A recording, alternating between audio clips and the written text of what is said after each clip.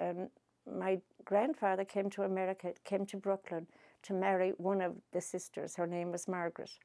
And when he came out here, they got together and met. And she said, you know, Martin, she said, since I've seen you, I've met a nice man. And his name was O'Donnell. And she said, seeing that this has happened, she said, now, and I made a promise to him. She said, what you should do is go back home now and marry Ellen. And anyway, that ultimately happened. He went back and married my grandmother, and they had 12 children. And my aunt, her sister Margaret, Mrs. Donnell, as I understand, she had 3 children, and she had twins, and one of them died, and the other twin formed a religion. I forget which it was, and that was another story. And we always heard of Evelyn, who was divorced, and that was like the big hidden scandal in the family. And she was a school teacher, and she was divorced, and that was, let's not talk to anybody about that. Hush, hush. Hush, hush. Hush, hush. That's a way back, isn't it? Yeah. It's a few years ago, I suppose. Yeah. Do you remember the first paycheck you got when you came to America? Oh, yes. Yeah, yeah, I do indeed. It was so scant. I had neighbours who were working at Stofers and Schraff's, and they were making like $400 a week at the top of the sixes. And now here I am with my little job trying to keep up with the... I thought my family would expect me to do something, you know. I didn't think I would be good at waitressing in either case. But they were making, like at that time, which is a long time ago, $400. That was a lot of money. It was a lot of money, and they were coming back. And they didn't have much when they left Ireland, and yet they were returning with lovely fur coats and really did very well for themselves. And a lot of them settled down ultimately in Ireland. And I remember my first paycheck was something like $62. So that's what I got for my... You weren't buying any fur coats with $62? No, but most of the tellers were laughing and they said, how do you do? You know, you're paying $75 a month rent. Yeah, that was my rent money. So, but I did manage to save because I was determined to save to get out of here as fast as I could. It just was going to be for me. To get out of? To leave America, yeah, to go back, yeah, that it was a disaster. So your plan was at some point. Well, it took a while, yeah. Yeah, I thought, gee, you know, I thought I would have had it nicer if I'd stayed home. Yeah. I didn't mind. I made the best of it. I mean, you know, I lived in the Parkchester area, Castle Hill Avenue, and. Now, when you say you made the best of it, what kind of things would you have done? Obviously, the music was a big part of it. Well, yeah, I didn't have a fiddle then, so I mean, yeah, but I did meet up, oddly enough, with a fellow in the Bronx. I'm trying to think because he's a band out here now. And I met him in the Bronx and I hit up with him a few times. And he asked me one night, he said, who was your teacher? I said, Leo Byrne. And he said, well, gee, Leo Byrne. He'd be ashamed of you because I wasn't playing in the classical form. You know, it was just like, and I'm trying to think. He studied for the priesthood for a while. I'll have to think of this later. But we shared the same music teacher in Ireland. I'm fascinated by you really in coming out, you know, as you did, and your sister was living one kind of a life, but you didn't want that kind of a life. So you found you were actually on your own in an apartment? Yeah, well, yes, I lived, yes, for a while then, yeah, because the girl I was living with got married. She was the hairdresser in our town from home, and Helen had returned, so yeah, but that wasn't a problem. I mean, it wasn't a financial problem, I was just... So you had a little network of people. Oh yes, lots of relatives. Oh yeah. And my Uncle Martin was, you know, a big influence in my life. He would take me to the fashions, so that was kind of. Yeah. But remember, I couldn't go to the bars. You couldn't go to the bars. You couldn't go to the bars. God forbid. Tell me, in terms of, we're talking time-wise here, like the 1960s. Yes. The 1960s. Yeah. New York at the time. Very Irish, very different. Oh yes, Kingsbridge Road. Yeah, very Irish. Yeah, it was I mean, ballroom dancing was the in thing then. I don't know what. I think disco took over much later. Whatever. And so your social life would have been. It was quite good. It was quite good. It was quite good. Yeah, it was. Yeah. I felt I had a lot of idle time after I finished work at 3:00. Every other Thursday we worked overtime. Then I took a job as as a receptionist in a Chinese restaurant, and everybody laughed at that. My friends laughed at it. That was quite funny. The things I shared about what went out in the kitchen was something else. I have to admit, I can see a little confusion in terms of you waitressing in a Chinese restaurant. No, I was a receptionist there. Well, my friends would call. Well, my friends for a while they would call up, and they knew I was a receptionist there, and they would. My friend was really a teaser, so she called up the first night I was on the job and said, "There's a bald-headed man down there, and his name is Joe. Would you please find him?" That kind of thing. But I remember when in the Chinese restaurant, I thought it was quite amazing. They would clean up those, what are they called, like chips or whatever they are that they'd sell. I don't eat Chinese food. And return it to the big bowl at the centre of the table. And I said, after everybody had gloves, oh my God, I must remember to just eat ice cream here.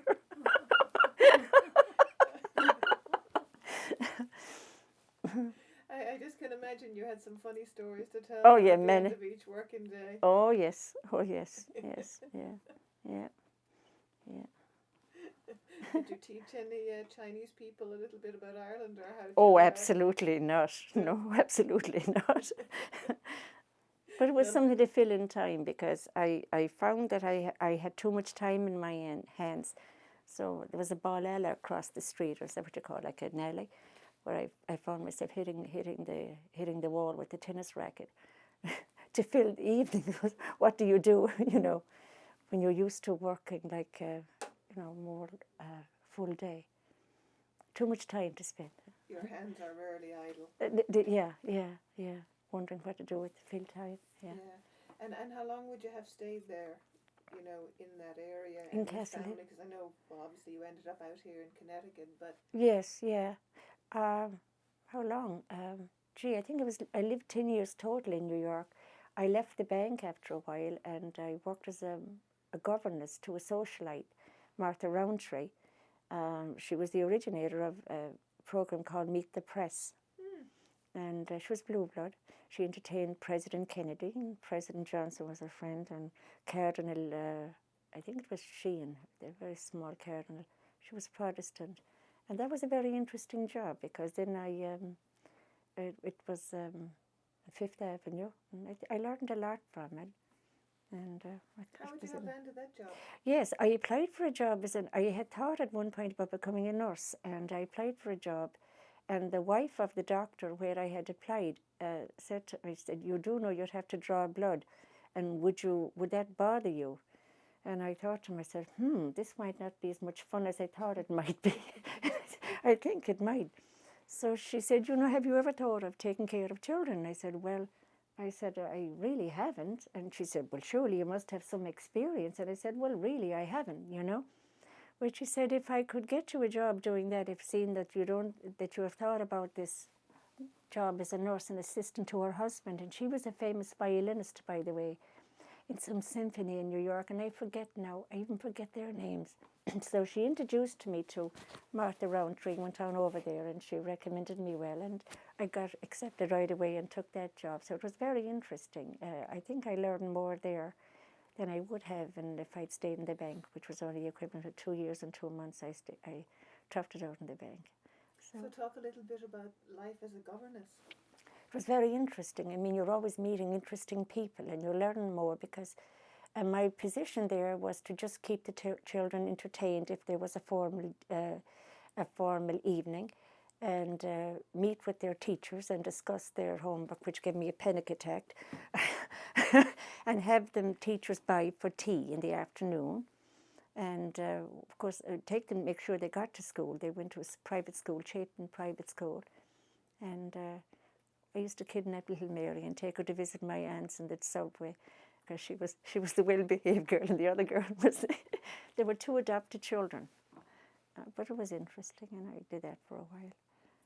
Now again, contrasting your own childhood to the childhood you saw these children and the privileges with which they were raised, that had to be very different for you. I have to say again, Breda, that I think that we always felt that we were raised as more like in the American tradition, because we were surrounded by things that were from America, cutlery, china, bedspreads, the Victorian bedspreads, George Washington, and all of this. And I think that we were quite, there was never. You were prepared for it. Yeah, there was never a scarcity of anything in my house. Mm-hmm. I have to say, like my dad bred bulls, and he bought 2 extra farms of land. So I mean, there was no shortage of a dollar or a pound, as they say. But so it seems like you had a lot of responsibility for these children. Yeah, I took if you were meeting their teachers. Oh yes, I panic suspect attack. the teachers weren't there with big sticks I think they either. expected more from me than I had to offer. But I think, responsibility is the main. Yeah, yes, yeah. And what was it, 2 little girls?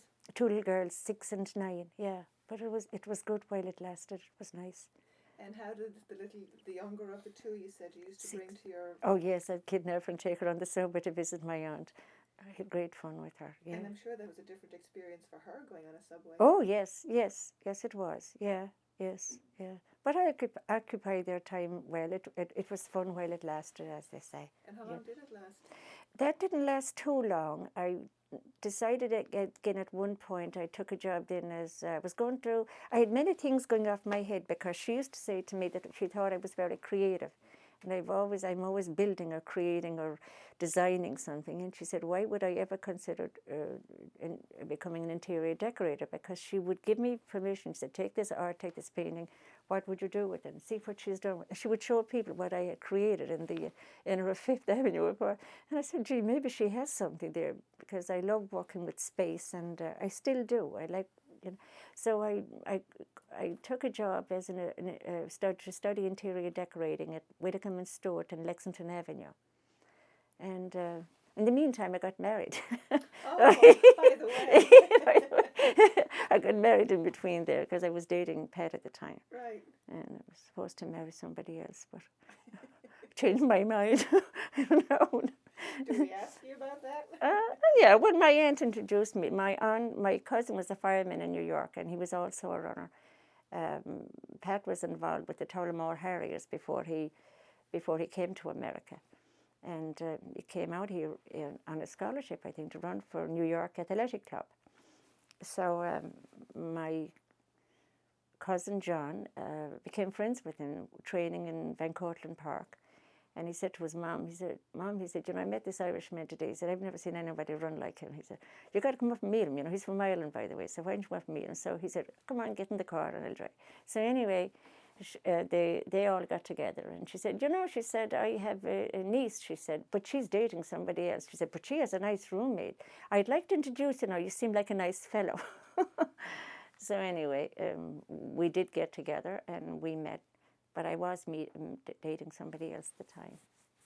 Would the expectation at the time, Margie, have been that Irish people would socialise and date and eventually marry other Irish people? Or was there much moving into like the American community?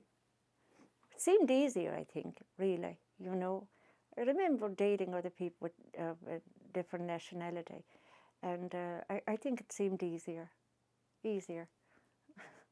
What do I? I suppose from a cultural point of view, the dance. Well, I didn't date much, to tell you the truth.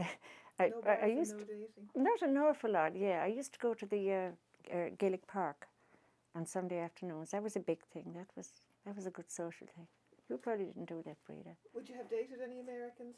I did, actually. Yeah, I think I was gonna. Yeah, I did. In fact, yeah, I was dating a police officer for a while. That was nice, and a bus driver.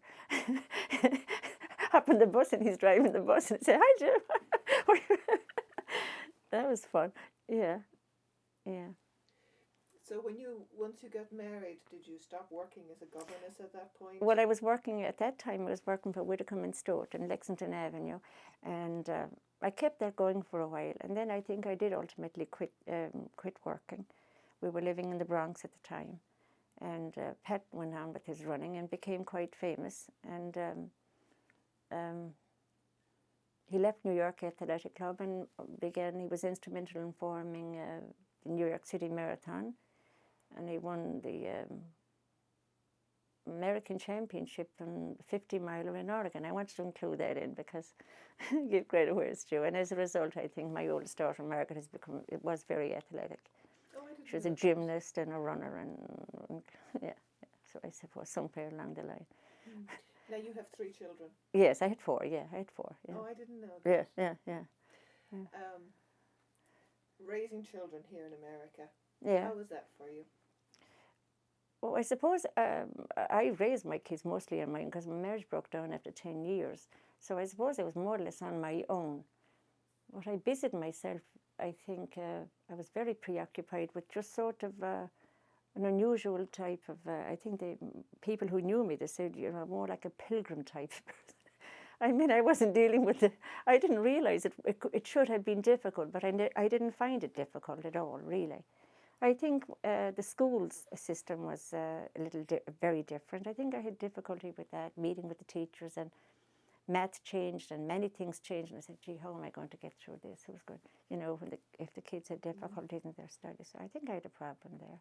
I suppose I was looking at it in terms of you being Irish and with that very rich cultural background that you have, and your children obviously being Irish but Irish American, and they're raised in a different culture here. Yeah. How would you have found marrying the two in a way, and how did your children react to their mom being Irish?